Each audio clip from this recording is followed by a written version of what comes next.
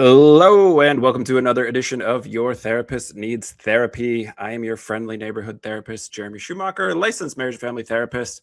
And finally, after taking the summer off from having guests, I'm back with a very special guest today. You might know him from Packcast. You might know him from funny videos on YouTube. The fearless leader of the Grossi posse, Tom Grossi. Thanks so much for having me, Jeremy. I appreciate it. I'm super stoked to talk to you. For people who maybe aren't familiar, haven't seen you. Sure. Do you want to introduce yourself real quick? No. Just be like, absolutely not. You don't need to know who I am. Yeah, I'm Tom. I was a high school social studies teacher for 6 years. And during that time in 2015, I made a football video about the Packers losing to the Seahawks in the NFC Championship game. And from there, started to do a podcast and talk to different NFL fans that the Packers were going to be facing off against their teams that week. And now this has skyrocketed 11 years later to where we are now. I just got done traveling the country again for the second time, going to 30 NFL cities in 30 days to raise money for St. Jude. And together as a community, we've raised $5 million in 5 years. Which is charity. Incredible. Yeah. Very cool. I mean, the theme of my podcast is mental health. So, I mean, how was the 30 and 30? How'd you hold up? It's so, because this was the second time that I've done it, right? So the first time I was a spry 32-year-old, and just full of life and energy. And doing this at 35, and the only reason I did it again is because I promised I would, right? We were under 500,000 subscribers when we did this back in 2023. And people, the first question before it was even over was, are you going to do this again? And I said, I'll do it one more time if we ever hit 1 million subscribers. And lo and behold, this past January, we hit 1 million. So I said, okay, let's do it again. And it was a very different experience this time. It was incredibly fulfilling, but it was a lot larger. And the way that all of the fan events worked, because it wasn't me just like going and just stopping by and being like, oh, look, a football city, and then leaving. We did fan events in every single city for free. And I talked to every single person, like actual conversation, not just like, hey, nice to meet you, shake hand, take pictures. So the vast majority, over half of them were over 7 hours long. We had 9-hour ones near the end. And then we had back-to-back 10-hour fan events ending at 2 and 3 o'clock in the morning. So it was draining, but I said this so many times during the tour, like it really reinvigorates like your hope in humanity, right? Because there was just 30 straight days of just the kindest people and them kind of just being the best versions of themselves and just helping this now feeling very old and decrepit 35-year-old like to get across the country and just take care of me and being like, here's food that you can eat and just like, here's words of encouragement. And it was awesome, man. It was all for charity. So that was the important thing. But I think the most important thing right now is just to bring people together. And the fact that we were able to do that for a month straight was great. Yeah. And I don't need you to put people on blast if you're not comfortable with it. But I think there's a very soulless sort of vapid way to enjoy the NFL. Oh, yeah. And one of the reasons I wanted to connect with you is just right. Like you go and you tailgate. I think everybody should go to Lambeau at some point in their life. I've gone with Vikings fans. I've gone with Raiders fans. I went to school in Minnesota. So that those rivalries and those things that we can feel about other cities and other fan bases, that really dissipates when you're throwing some dogs on a grill outside in a parking lot, right? Like, and it's a beautiful thing because, right, so many people, we're all rooting for different teams, but I give people the same exact advice. And it doesn't matter if I'm in Chicago, Detroit, Minneapolis. And it was like, you need to go and tailgate at Lambeau. And I think there's similar feelings throughout the country. This is not just a Lambeau thing, but I'll be biased. There is something very special about Lambeau. And like, you're going to tailgate in lot 1 and it doesn't matter what jersey you're wearing. Like, people will welcome you like as family. You tell people it's your first time at Lambeau Field and they're like, oh, you want to like come into my house? Like, you want some brats? Like, you can park in my backyard? Like, and it's just, it's such an awesome sense of community because at the end of the day, we all love football, right? Like, that's why we're doing this. And that can That's one of the awesome things about sports. And you saw it even during the World Cup, even surrounding like all the politics and all of the negativity about, you know, FIFA, and it's not a great organization. Yeah. But the fans, just that cultural diffusion, right? Of like these fans coming from all over the place and mingling with folks in different cities. It was an awesome thing to see. Yeah. Yeah, absolutely. I think it's Lambeau is different. I've not parked in a backyard at any other sporting event. Yeah. Because it's also like people. Yeah. I was just gonna say, people don't know what I'm talking about. Like literally, the town of Green Bay does not have the infrastructure for a pro sports team, so people let you park on their yard, and that's the parking options you have. And it's so awesome because like across the street from Lambeau Field is residential housing, right? And there's only like one other. Buffalo is similar in that they have a few houses that are near, but like Lambeau is like, I tell this to people all the time. Years ago, like before Titletown, there was a Kmart that was like right next to Lambeau Field. And it was just like, oh yeah, you went and did your shopping there, and then you could go across and you could watch a Packers game. That's how residential and neighborly it is. Yeah. Yeah.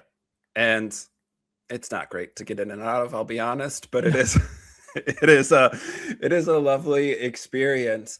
The 2015 game still hurts for you to go back that far in history and bring up that.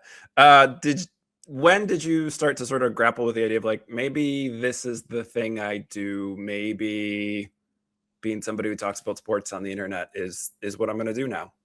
Yeah. I mean, like, Jeremy, I don't know how old you are. Like, I'm 35, right? Yeah. So this wasn't a job when I was growing up. Like this I know nowadays, back in my day, like nowadays, like it's very different, right? Like kids like want to become YouTubers or content creators or what have you, but this was not an option. And so like I took the very traditional path of, okay, I'm going to go to school, like, and I'm going to go get my degree in secondary education, and I'm going to go teach, and I'm going to go do boom, boom, boom, right? And when I got in the classroom, it just so happened that I started teaching when that game happened. It was later that year that I just did this. The first video I did about football kind of blew up. And by blew up, I mean like 60,000 views, which to me was like, holy cow, like that's crazy. And then I was just like, man, there's so many Packers fans that were reaching out to me. And again, I was a Packers fan in New York. You know, I'm born and raised in New York. I've been a Packers fan since I was 7 years old. And so the Packers, like I always had to love them from afar because I didn't have access to them, right? So I never grew up with Sunday Ticket. We couldn't afford it. And the only time I saw the Packers were usually on SportsCenter, you know, with Chris Berman, you know, talking about what Brett Favre was doing. And then, you know, eventually later Aaron Rodgers. But like we would only see them for primetime games and like playoff games and every now and then America's Game of the Week because we had the Giants and the Jets. So anytime any of those teams played, they blacked out the Packers. Like we did not see them over in New York. Yeah. Right. So when I did this video, it was 2 days after that NFC Championship game. Like I heard from Packers fans across the country who were like, "Hey, this is the first time I've laughed in 2 days." And that was and you know, because we're sitting here 11 years later talking about like, yeah, that still hurts, huh? That's the real stab to the heart. And that was when I was like, okay, not a career, but maybe I can do, because everybody and their mother was doing a podcast in 2015. Why not I? I have no idea what I'm doing, but I'll do 2 episodes a week and it'll just be audio only. And I'll talk to fans of opposing teams and that the Packers are about to play. And that's what gave me such awesome insight into all these other fan bases, because we were just having genuine conversations. And I was talking to Lions fans who loved their team just as much as I love the Packers, which I know sounds silly and very obvious, but until you're faced with that and then you're like, damn, these guys like watched their team not win a single game for a year. Like they didn't win a single game. I'm talking to Cleveland Browns fans and they're like, yeah, they gave out free Bud Light when the team finally won a single game. And I'm sitting here being like, damn, we lost in the divisional round again. I'm so upset. Like this is outrageous. And so it kind of gives you that perspective, right? Yeah. But it wasn't until 2020, so 5 years into it, where I was like, okay, maybe this could be the thing, because I tell us all the time, it took 3 years to make $200 on YouTube. And I just did it because I loved it. So it wasn't until 5 years in where I was like, okay, maybe this could actually be a career path. Yeah. And I'm married to a teacher. So, your story is so fascinating in a way, because it's one of those things where like you don't get into teaching to get wealthy. No one has No. any sort of illusion around like this is a thing that's gonna pay well. You do it because you want to have a positive impact in kids' lives. Yeah. And it's weird then to do something like you would never have had the opportunity to raise $1 million being in the classroom. And teaching is awesome, right? Zero shade. I love teachers and think very highly of them. And it gets weird when you start doing big numbers on the internet where it's like, oh, well, actually, like my worst video reaches all the same amount of people who I could reach the rest of my career. It's crazy because I've talked about this a lot. Like I felt a ton of guilt leaving teaching because this was, I got my master's degree. Like this was it took me from when I graduated in 2012, my undergrad, it took me until 2015 to get into the classroom. And it was an all girls private Catholic school, but it was like the first school that would just give me a chance to just get in the classroom, because before that I was writing grants, like educational grants for magnet schools to try and get them funding, and talking to like a little bit of teachers and like about PD and stuff, but it was not what I wanted to do. It was an office job. And I finally got in the classroom, after 3 years, and the decision to leave teaching was like, okay, this has a very positive impact on kids. And this is like, and I don't pat myself on the back for a lot of things, but I was a good teacher. And that was something that gave me a lot of fulfillment and a lot of satisfaction of like, damn, it's really nice. Like, yes, it's a very, very challenging job. You don't get paid a lot of money, but that's fine. You know that going into it. It's just, okay, I can feel that satisfaction every day. I could do this for the rest of my life and I'd be happy. I'd be content. And it wasn't until the COVID year where Jordan Love got drafted. I was on a leave replacement job because I got into a public school that literally they were like, all right, see you on Monday. And then we never saw the kids again physically because COVID happened. And Jordan Love got drafted like a month later. And so I had a reaction to Jordan Love. I was streaming the draft and that went viral. And this was after, 5 years of work putting into it, and numbers started going up. And I was like, okay, but that was the first time I was actually home and able to do just one job, right? Because I had been just balancing teaching and doing this crazy thing for 5 years. And I was like, well, I don't know if they're going to cancel the NFL season, because we had no idea, right? Because like the NBA had like their bubble and stuff like that, but leagues were like are canceling games. And I was like, well, I can try and do this and just have this be my sole job. But if the NFL cancels the season, I'm kind of screwed. And now I don't have any job. So I was like, all right, let me go. And I got a job opportunity that was like 20 minutes away from my house. And I said, let me take this job, because it was a really good school district too. But I did not know what 90% of my kids looked like that year, because I taught 4 sections of seniors and they were all remote until like the very end. And I saw them at graduation, was like, oh, that's what your face looks like. So yeah, that was a pretty miserable school year, because it wasn't teaching the way that teaching should be done. And it also was just not very fulfilling for me. And this started to become more demanding. So it just became all right, I'm getting 3 hours of sleep a night for this entire school year. I'm going to bed at 2:30 in the morning, waking up at 5:30, going to teach, getting back at 2, and then doing this because I want to make this work now. And I knew by December that I was like, all right, I'm going to finish out the year. And then June 25th, I'm going to give this good old college try. Yeah. And everybody applauded for you and thought, nobody that's applauded. A really good idea. And you should do that. 2021 was the worst year of my life, by far. Like I told you, I grappled with teaching, and it was like leaving teaching, and it was really, really difficult, because here was something that I loved. I did not have the support from family to go and do this. And I understand, right? Because you're losing your pension, you're losing your healthcare, you're losing a steady paycheck to go make videos on the internet. And if this is a weird thing for me at 35 years old, this is a weird thing for my parents who are in their 60s. And during that time as well, like I also went through a divorce. So like literally it all just bam, bam, bam, bam, bam. And so mentally at my absolute lowest, and then was, okay, well now I don't have teaching anymore come June 25th. And so I just worked every single day of my life for years following that point to try and get this off the ground. Yeah. Well, and I think you brought up that the younger generation want to grow up and be a YouTube star. And I do, in my role, I don't see kids a ton anymore, but even working with teens and early college students, like trying to back some of this stuff in statistics, like being famous on the internet is about as rare as being a professional athlete. It is not a solid career path by any stretch of imagination.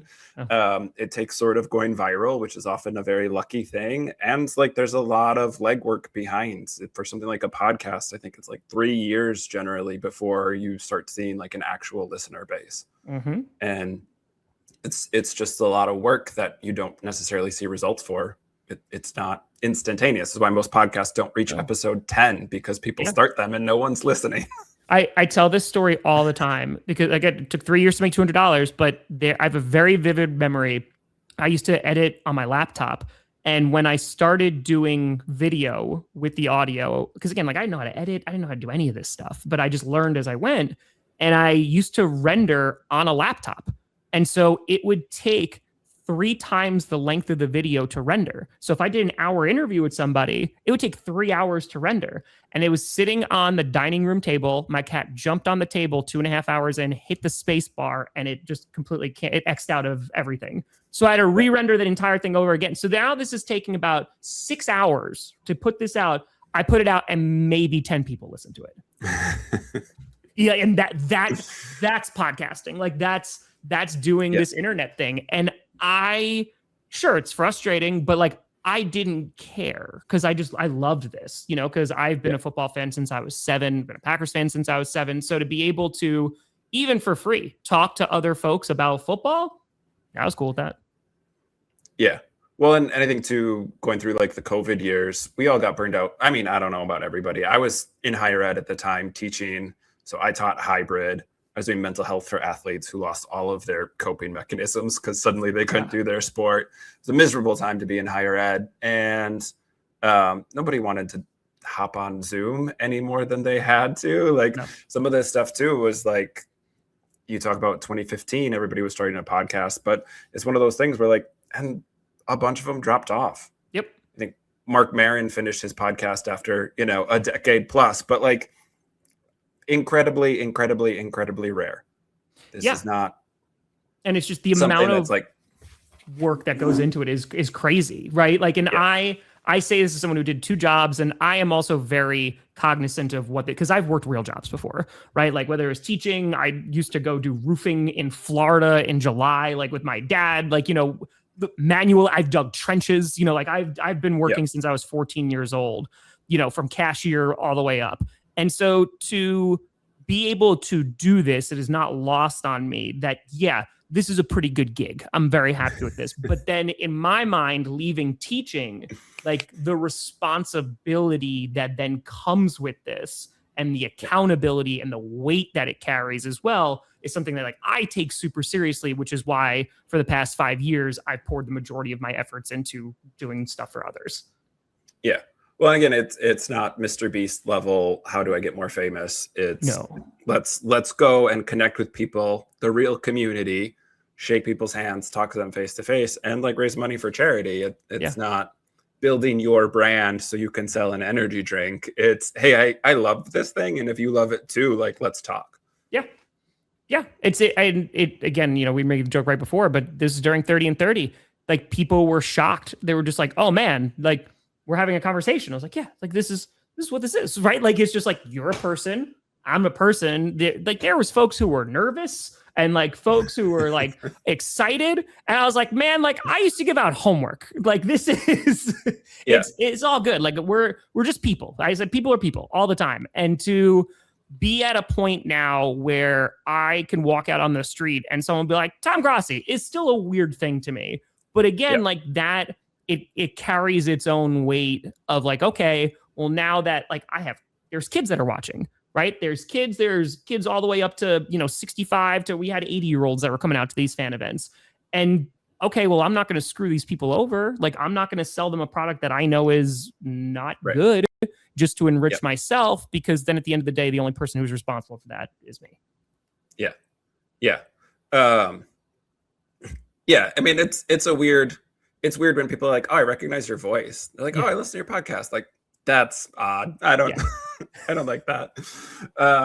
And I'm not a professional YouTuber by any stretch of the imagination. Like my therapy practice is what pays my bills. And even when my clients who I see regularly, like, oh, I downloaded a bunch of your podcasts so I could listen to it on the plane because I'm on vacation or whatever. It's like, that's weird. That's strange. That's weird. People are accessible. I'm just accessible at all times. Yeah. But it is one of those things, I think, when you're geared towards not just profit, but you're geared towards like helping people or making the world a better place. Like there is some responsibility that comes along with it. Yeah.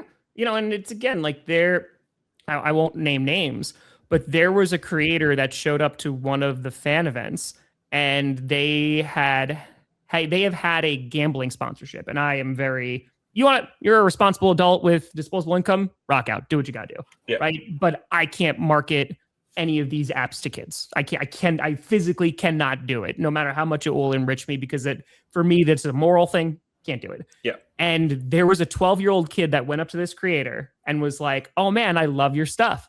And then that creator came up to me and was like, yeah, so just met a 12-year-old who's watching my channel, and I don't think I can do gambling ads anymore. And I was like, yep, it'd be like that. Like once you start putting, faces to names and actually realize, oh, these are real people, just like it is, it gets that responsibility just grows and grows. And again, that probably is coming from the teacher background, but yeah, I think it's given me a really good foundation on how to handle this, because there are things that I've been approached with that I never thought would be possible. But then there's also been like, I have turned down a lot of things that I never thought I would, because I was like, yeah, no, this is not the way I want this to be. Yeah.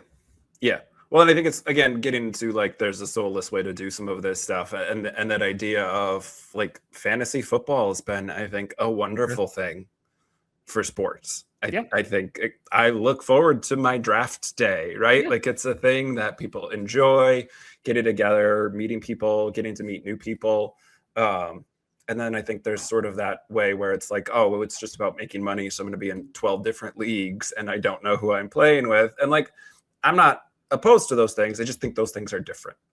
Yeah. I mean, I love fantasy football because it helped me learn so much more about football. All of a sudden, I know who the third string running back in the New Orleans Saints is. And I did not know who that was before I started playing fantasy football. But now I need to know, right? So I think it's a great way to learn the game.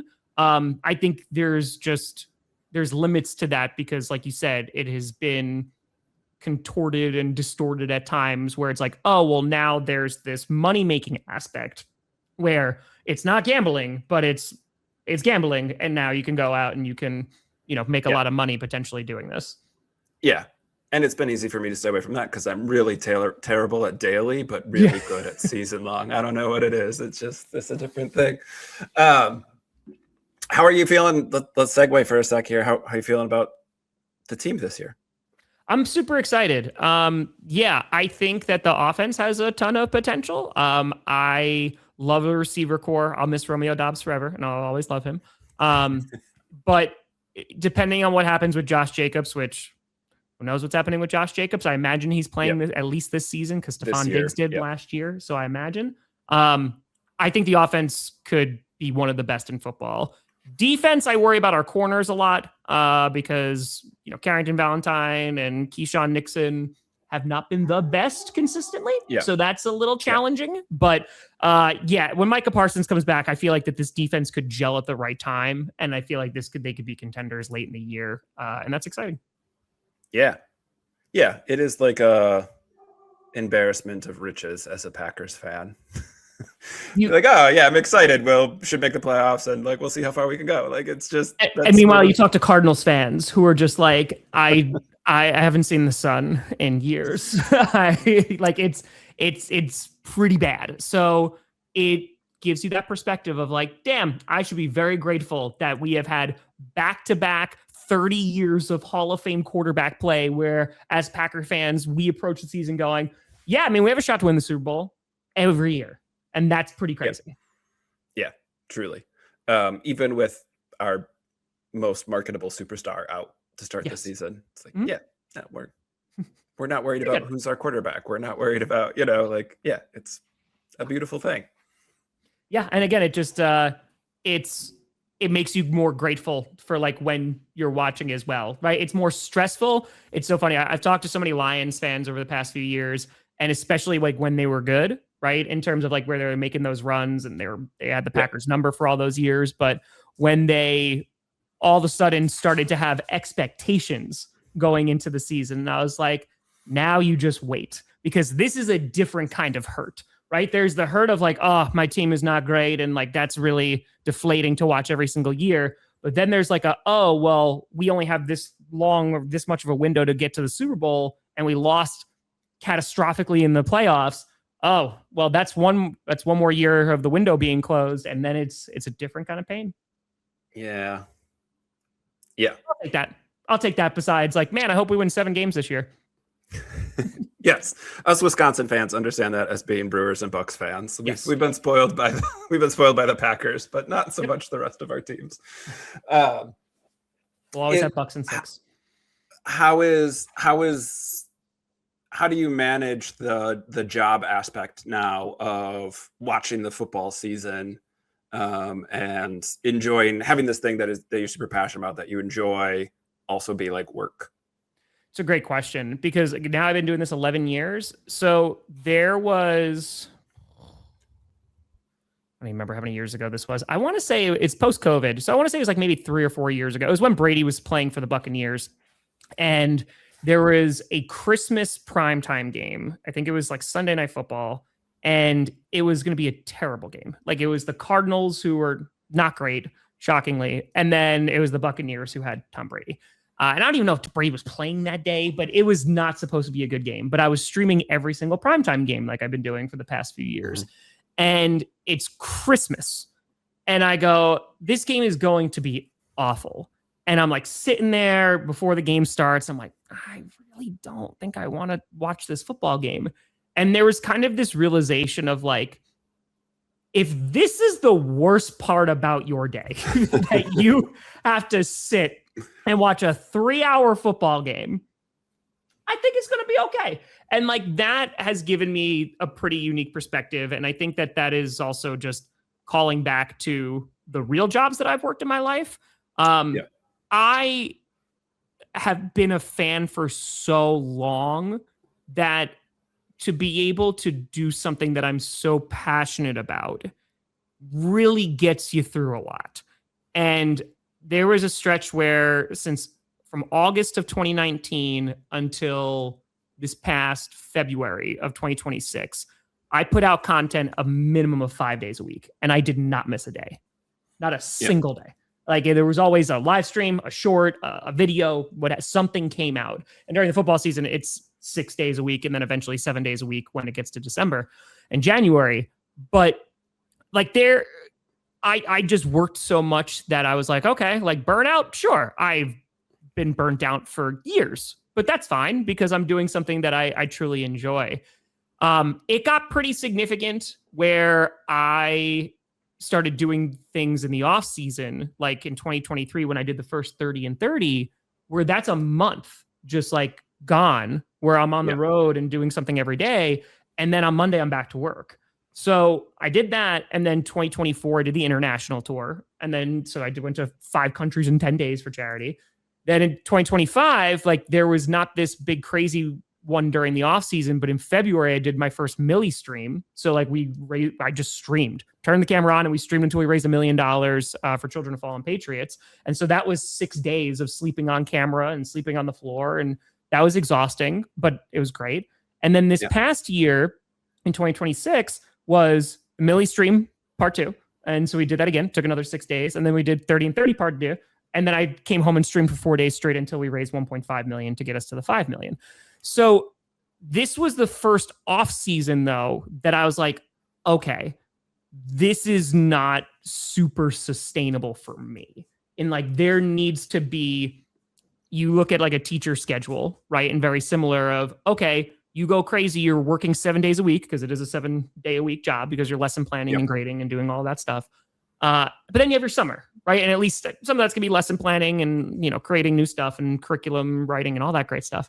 But there is at least a little time. There's a window of time for even like a month and a half, where you're going to be able to be, oh, I can go be a person again. Like I can go relax and go on a vacation or something like that. And so this past year, I intentionally was like, okay, I am going to remove myself from this and I'm going to go on vacation. And so once the Millie stream was over, my now fiance and I, like, we went on vacation. I took a trip that I've been waiting to take for 11 years and went to New Zealand because, like you, big Lord of the Rings fan, and was like, I need to go to Hobbiton and I need to do that before I die and go do all the hiking. And then I proposed, like, and so that was another one. And then, like even post 30 and 30, like I just got done filming something, but that's gonna be the first video that I'm gonna put out in a few weeks. And that is a very foreign feeling for me because unlike a lot of creators, like if you have a sponsorship, let's just say, this phone company is sponsoring my videos, you have guaranteed money, right? So every, like, okay, I'm going to start July and I'm going to make X amount of dollars. I don't have that. The only way I make money is if I work just like everybody else in the world, right? So for me, I have been a lot more intentional of, okay, this is only going to go as far as I am going to go. And I need to actually take breaks. And even though, it's scary to not make money and it's scary to like go, okay, we're going to put this thing on pause and hope people come back. I have to do this because otherwise I'm going to go insane. Yeah. The only cure for burnout is rest. And when you're sort of in that like grind culture, when you're working on building something, it almost turns addictive. Yeah. But that is unsustainable. And at some point you have to pull back from that. Well, I mean, it's also because, like, with teaching, right, you put all your effort into that to make it the best possible outcome for those kids, right? You'll stay after school. You'll go in on Saturdays. Like when I was teaching AP, like we went in on Saturdays to like help the kids with practice exams so they can sit for 4 hours, whatever. This is the first job that I've ever had, because I've worked retail, customer service, grant writing, what have you, 9 to 5s, the whole 9 yards. This is the first job where the amount of effort that I've put in and the more effort that I put in, the more results I get, right? Because like you can go and have the greatest lesson plan in the history of the world, right? And like the best outcome is like, oh, the kids like pass the test and stuff, but I could teach as hard as I possibly could, right? To like, but there's still not going to be the complete satisfaction of like everybody, excelling to what you want them to be or where you want them to be at. But this was, well, if I continuously stream, if I continuously put out videos, the numbers go up, right? And whether that is revenue, whether that's subscribers, whether that's, engaging more with the community, whether it's opportunities. And so, like it gets you into that loop of, and when the numbers are up, things are really good. And when numbers are down, there goes the mental health as well. And like that is, I was talking about this literally yesterday on another show. I was like, that is a very dangerous road to go down. Because once football season's done, no one cares about it. Like it drops off a cliff. And if I'm going to go through a slump every single year during the off season because no one's watching and I'm still putting stuff out 5 days a week, you can't do that because then it's going to wreak havoc on yourself. Yeah. And again, it just like it does in sports, that expectation that your brain very quickly resets, often without any intention behind it, can turn into a bit of a trap mentally. Yeah. Oh, everything I put out needs to hit this number, and then it doesn't. Oh, this number is bad. Like, and so that means that the content's bad, or that means that all that effort that I did. Okay, well now I need to go to the next thing really quick. And especially with like YouTube and stuff. I mean, we have the attention span of hamsters now, right? And just the short form content has just made that worse.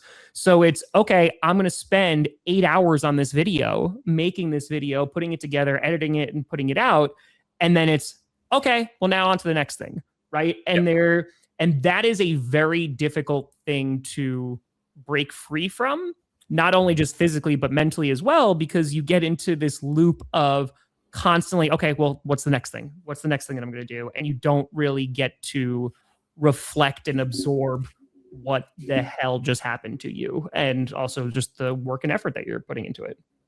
Yeah, and I think I'm autistic and also a psych major, so study research. I went to University of Minnesota, one of the biggest research institutions in the country, and that the numbers you get as a content creator, like there's a lot of numbers. If you're a fantasy football nerd and you want to crunch numbers, like you're going to get a lot of your own analytics on your posts. My least favorite number is my retention rate for how long people watch a video. That one's really depressing. Really depressing. They're like, oh, it's a 45-minute episode, and they watched for 8 minutes. And that's considered really good. That's really good. Oh, no, I don't like that at all. But it can get really, it's really easy to get absorbed in that stuff, especially if you're a numbers person. Yes. And I feel like for me, like I hit an 11-year goal in January, like getting that thing, like getting that plastic plaque. That was oh man, like, yeah, I want to hit that. And there were 2 major numbers. There was that, and then there was the charity component of I wanted to raise $1 million for charity, which started in 21, and was like, okay, I think I can do this. And that happened. I hit that number in 2024. And then it was like, okay, well, let's see if I can do it again. And then we've done it now 5 times over. Right. Yeah. And I will say that this platform, and more specifically, this community, has been so insanely supportive of every crazy idea that I have ever had, that for the most part, they come to fruition.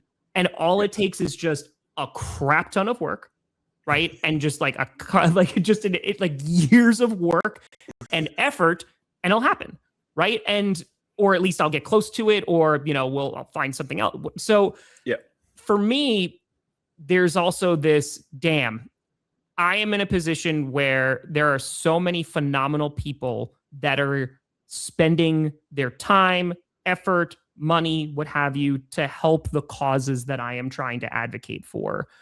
And that has led me to, man, if I never do anything ever again, like if literally today, if YouTube's like, hey, sorry, no more YouTube. Okay. I truly would be content, because I have done things to go from a teacher in a classroom to where I have been able to have opportunities I never thought I would have. I hit every single goal that I could ever want to hit on YouTube. And I can't retire. Brother, I'm going to have to work for like another 10 years if I want to retire. Like, and that's a maybe. That's if everything goes well, right? It's not just like, oh, you did 11 years work, you're all done now. But it's, I'll go work in a bookstore. I'll go back to teach. I'll go, and I'd be totally fine with it. And I think having that mentality, which really hit in January, that has given me a level of calm. It's not all the way calm, but it's given me a level of calm and like fulfillment where I'm like, okay, now I want to start focusing on maybe like the slower things and putting more intention into things and really absorbing. And like, I know this is a mental health podcast. Like, I am constantly working on trying to like reflect on what the hell has happened probably these past 6 years, because it feels like it's a blur, and it's been like a next. And there's been so much that has happened that it's very difficult to take account of everything. Yeah. Yeah. Well, and my background when I was working in higher ed, working with student athletes, sports psych, like the off season's really important. And a lot of the mental work, like we talk in our culture about mental toughness as if it's just like a trait that you have or you don't. And it's very much a skill. It's very much something that needs to be practiced, and you need repetitions with it. And athletes understand intuitively you need those reps in the weight room, but a lot fewer of them understand the repetition you do with that. And so something like gratitude isn't just like go to yoga once a week and you'll be a healthy, balanced person. It's you actually to train your brain how to do it, and then you have to practice doing it. Like that's it. It's repetition. Yeah. And like, it's also, I don't want to get to a point where I'm a husk of a human being who has like no emotions and is just like, oh, let me just put out content and ooh, numbers are big. Yay. Yeah. And like, and even just with it, like enriching myself, and I don't care. Like it's just one of those things where I would rather have like these really meaningful experiences. I am so grateful to be able to be creative, like, cause I love creating things, and to be able to do that every single day, whether it's a silly football video or it's something more serious. It brings me a lot of joy and fulfillment, and I don't want that getting lost in the process of trying to do that. Yeah, well, I look at something like That's Good Sports and the two of you collaborating and doing something together. Like, I think it's one of those things where it's like, yeah, you also find opportunities to do stuff like that and find people who seem to be like-minded. I mean, you guys riff off each other really well, and that authenticity, I think, shows through versus like, oh, you're an influencer, me too, let's make an influencer video together. Yeah, and like with Perna, I mean, I met him in 2015 doing this, and it was just because I went on the Broncos subreddit because I was just getting fans to talk to, and that's when they had Peyton Manning and they were about to play the Packers, and they whooped our ass, by the way, in that game. And I was like, hey, like I want to talk to a fan for like 45 minutes, and they were all like, you should talk to this Brandon Perna guy because he had been doing YouTube longer than I had, and was like, okay, and he had thousands of subscribers, like he didn't need to talk to me, and he's like, sure. So we got on the phone, you know, and talked for like an hour and a half, and couldn't stop laughing like the entire time. And then from there, just like kept in touch and then developed a very real friendship. And yeah, I mean, like, it's just people are like, oh man, it's like, it feels like you're genuine and like authentic. It's like, yeah, just be a person, right? Like, I'm not just trying to get to like, oh, well, how can this person help me? Right? How is this going to help my numbers, my influence, whatever garbage, like the whole influencer. Yeah, it's a weird label that I'm not a huge fan of, but I do understand that this is the space, right? And so like you look back at a 30 and 30 and was like, okay, well, if this is how it's going to be received, then I want to make sure that what is coming out is the best possible version, and it's going to actually be a net positive for the community and for people who are listening. Yeah. Tom, I would be remiss to not bring this up. My long-term listeners know, probably much to their chagrin, how much I love pro wrestling because I work it in as much as I can. Yes. You took a shot at my favorite company recently. I'm a big fan of All Elite Wrestling, and you posted in the midst of a Whoops All Bangers pay-per-view that you didn't have any matches to go to the bathroom during. Yes. It was Double or Nothing, which turns out was like one of the greatest pay-per-views of all time. Just like, just a casual banger. But this is something that Tony Khan does very often because I got my fiance into wrestling, which now we're going to go on the wrestling tangent. We're never going to stop talking. So I have loved pro wrestling since I was a child, right? And it was the old WWF days where, I remember Undertaker versus Undertaker at SummerSlam, and was like, there are two Undertakers. Like, and it was like my little mind was blown, right? Yeah. Bret the Hitman Hart, favorite wrestler of all time, and I also really liked Shawn Michaels. So like Montreal Screwjob like killed me. Attitude Era, I actually stopped watching a bit into the Attitude Era because Shawn Michaels lost to Stone Cold Steve Austin, and I liked Shawn Michaels still afterwards and was like, oh, well, look, who's this Stone Cold guy? Turns out he's really good. But for me, I've loved it. And then I stopped watching for a while, which I feel like happens with a lot of folks. Like, you go through like years where you're like, the product's not good, or just you have other interests, what have you. And I found my way back to it when Jericho actually came back, where it was Break the Code. And I was like, okay, like that got me into CM Punk's Pipe Bomb, got me way back into it. This is the original Summer of Punk, really got me back into pro wrestling.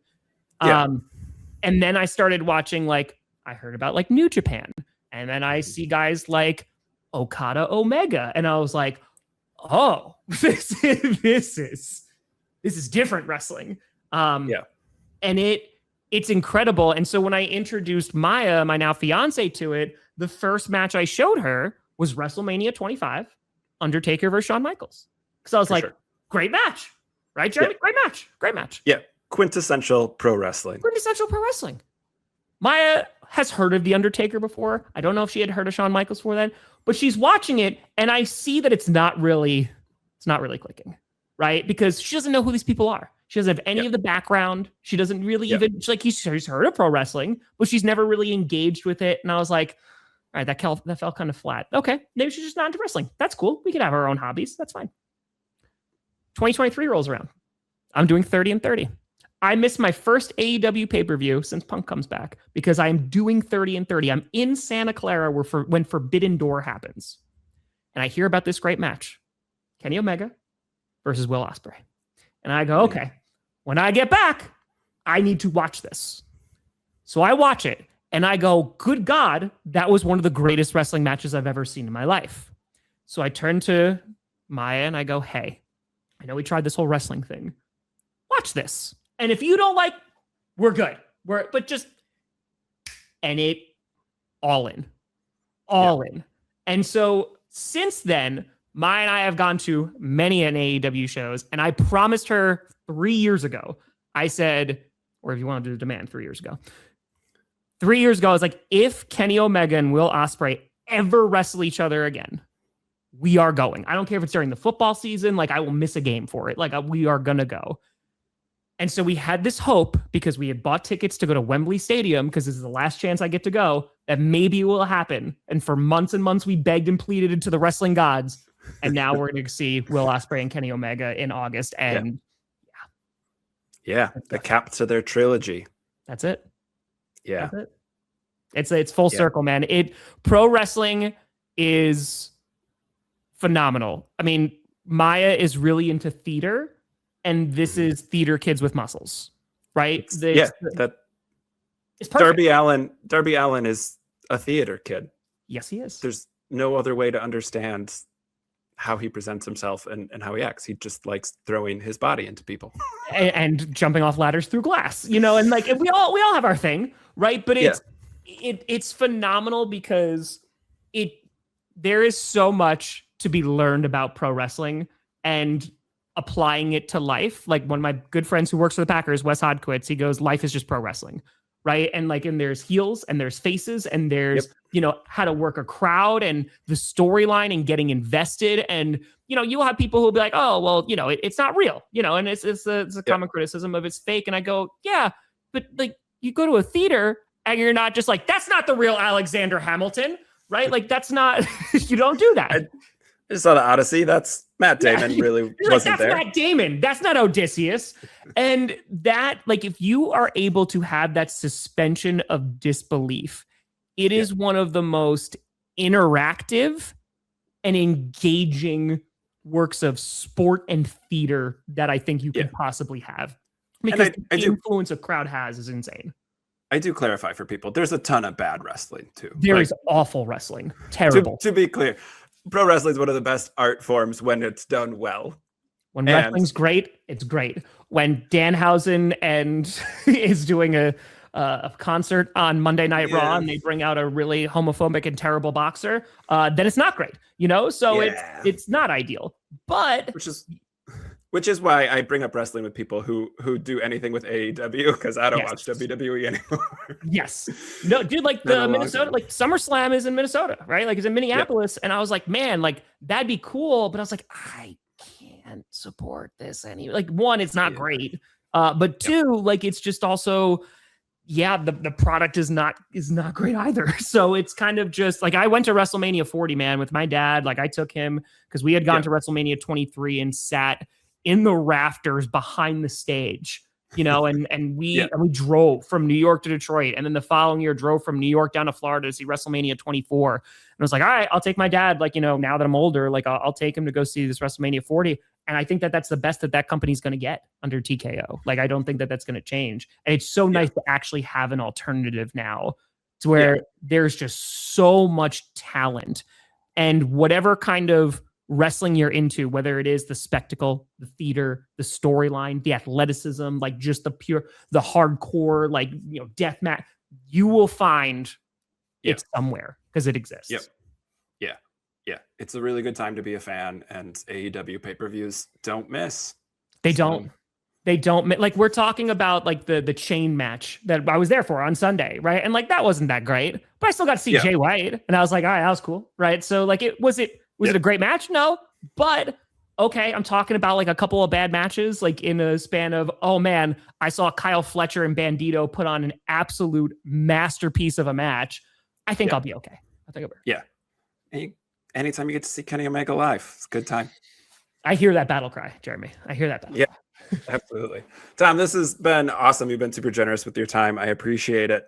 What do you want to plug? If people want to follow your stuff, if they want to check out the preseason, where do they go? How do they find you? Yeah, that's just Tom Grossi, Grossi on the YouTubes. That's That's all. If you want to. Right now is a quiet period. There'll be a video that's going to come out today. I got to edit it. But yes, things will start ramping up when we get into August. And then during the football season, I stream every primetime game, every Packers game, every playoff game. There's content at least 6 days a week. It's football skits, power rankings, predictions, the whole nine. There's a whole lot of stuff. And then we do Friday night Q&As where I just stream for hours and we talk about everything under the sun.